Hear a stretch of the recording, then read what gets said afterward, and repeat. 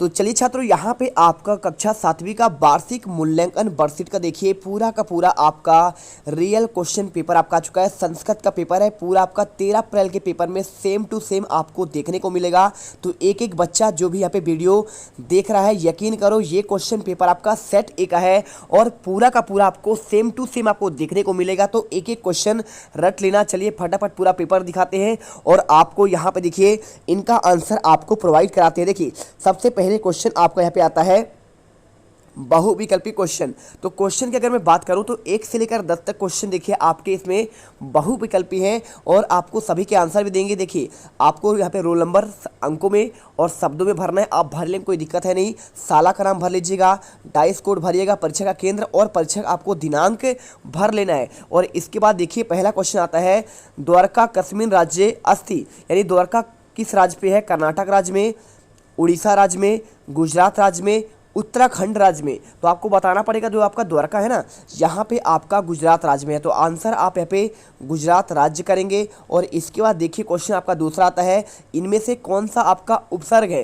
उपसर्ग मतलब क्या होता है? देखिए शब्दों के आप जो प्रारंभ में जुड़ते हैं उन्हें उपसर्ग कहते हैं। तो सर्वत्र ऑप्शन दिया गया है, अनु दिया है, साथ में आप यहाँ पे आगे देखेंगे तो आपको यहाँ पे भू दिया है और आपका यहाँ पे क्रीड दिया है। तो यहाँ पे आपका जो उपसर्ग होता है ना, तो यहाँ पे देखिए आपका जो सर्वत्र दिया है, तो सर्वत्र क्या होती है? जो आपके अव्यव होते हैं, यहाँ पे आपके 22 आपके उपसर्ग होते हैं, उनमें से आपका यहाँ पे एक कौन सा है? सर्वत्र। तो आपका यहाँ पे अव्यव हो जाएगा। लेकिन ये अगर आप देखेंगे यहाँ तो आपका जो अनु है, अनु जैसे परी, आपके ऐसे शब्द आपके उपसर्ग होते हैं। तो आपको आंसर यहाँ पे उपसर्ग के रूप में आपको बी नंबर आंसर करना पड़ेगा। और इसके बाद देखिए क्वेश्चन आपका पे तीसरा नंबर दिया है सिख धर्म का प्रवर्तक कौन है? तो देखिए गुरु गोविंद सिंह, गुरु तेग बहादुर, गुरु नानक, गुरु अर्जुन देव। तो अगर मैं इनके आंसर की बात करूं तो आपके जो सिख धर्म के आपके 10वें गुरु थे ना, तो यहाँ पे आपका उनका नाम था गुरु गोविंद सिंह नाम था। लेकिन बात कर रहा है कौन सा?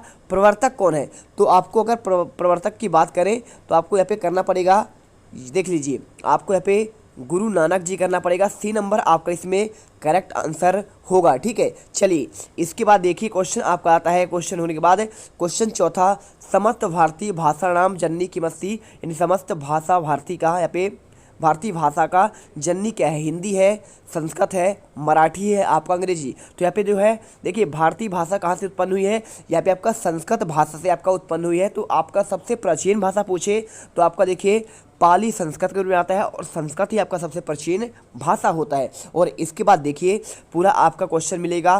क्वेश्चन दिया है कति पुराणानि संति, कितने पुराण है पूछा गया है?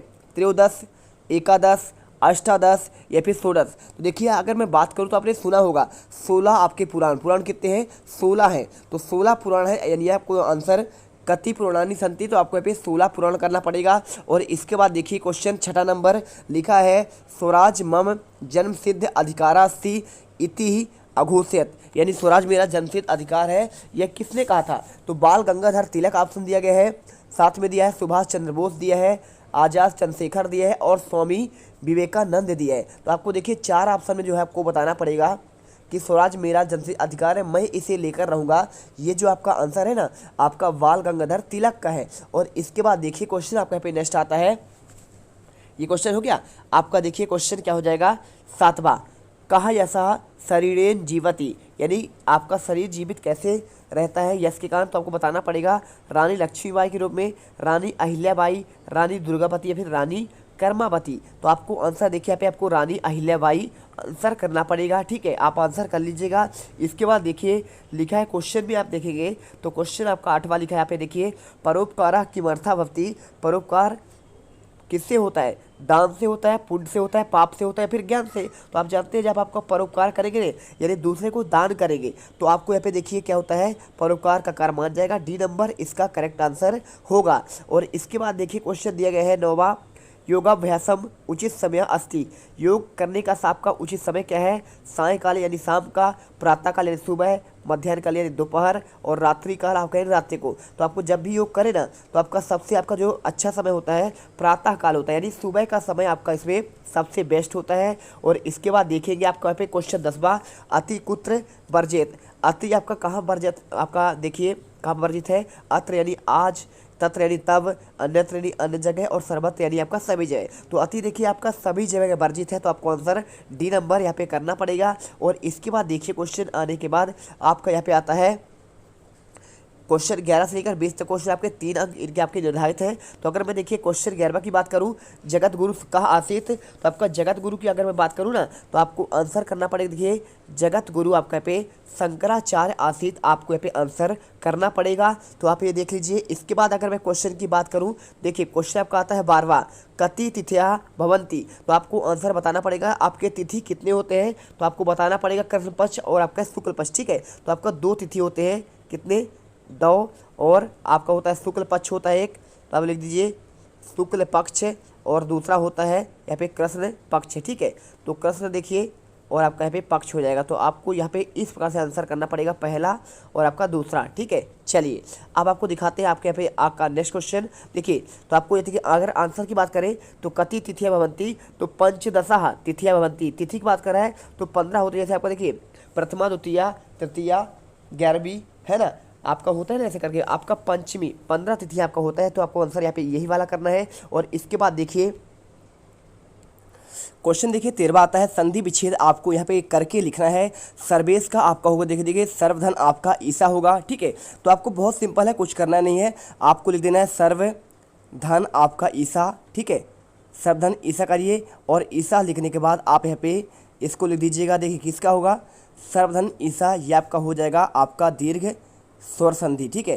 तो दीर्घ स्वर संधि आपको इसमें आंसर करना पड़ेगा। और देखिए मदधन आपका उन्मत्त, ठीक है। तो आपको लिखना पड़ेगा मदधन आपका उन्मत्त, तो आपका हो जाएगा मदोन्मत्त हो जाएगा। तो आपका देखिए यहाँ पे आपका ये आपका देखिए मदधन आपका आ और ऊ मिलके ओ बनता है, वहाँ पे आपका वृद्धि स्वर संधि होता है। जलधन अवघा होगा आपका, ये भी वृद्धि संधि का होगा। तो आपको यहाँ पे आंसर करना पड़ेगा, ठीक है। आप जैसे मैं बोला आपको लिख देना है। और इसके बाद देखिए क्वेश्चन लिखा है क्वेश्चन नंबर 14, महताम धनम किम, तो आपको देखिए यहाँ पे आंसर करना पड़ेगा महताम धनम माना, ठीक है। तो आपको यहाँ पे ये करना पड़ेगा। इसके बाद देखिए क्वेश्चन मानवा करना पड़ेगा। और इसके बाद क्वेश्चन देखिए 15वां लिखा है, रक्षाबंधनम उत्सव कदा आयोज्यते, रक्षाबंधन उत्सव कब होता है। तो लिखना पड़ेगा रक्षाबंधन उत्सव श्रावण मासस्य पूर्णिमा आयोज्यते, तो आपको यहाँ पे पूर्णिमा माह में श्रावण मास के पूर्णिमा के दिन आपका होता है।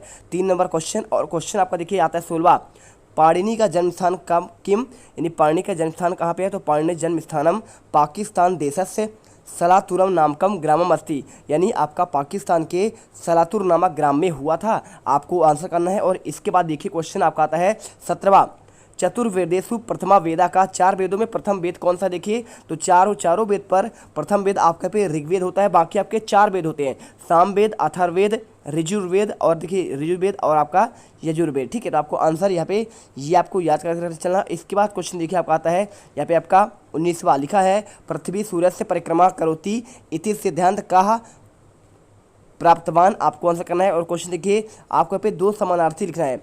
तो वसुधा का देखिए वसुधा ने आपका भूमि होती है, तो आपको यहाँ पे आंसर भू और भूमि आपको यहाँ पे दोनों लिखना पड़ेगा। और इसके बाद देखिए उद्यान का क्या होता है, देखिए उद्यान का आपका यहाँ पे वाटिका होता है, आप वाटिका करिए। और साथ में देखिए आपको यहाँ पे आपको लिखा है बुद्धि, तो आपको देखिए सभी के आंसर आपको प्रॉपर आपको अगले वीडियो पर यहाँ पे मिल जाएगा। यहाँ पे क्वेश्चन 21, 22, 23, 24 सारे आंसर आपको अभी प्रोवाइड कराऊंगा। तो मिलते हैं आपके नेक्स्ट वीडियो पर। और यहाँ पे आपको हर एक क्वेश्चन का स्क्रीनशॉट कर लेना है और इसे रट लेना है। जय हिंद, जय भारत। और आज के इस वीडियो में पूरा आपको गर्दा मचा देना है।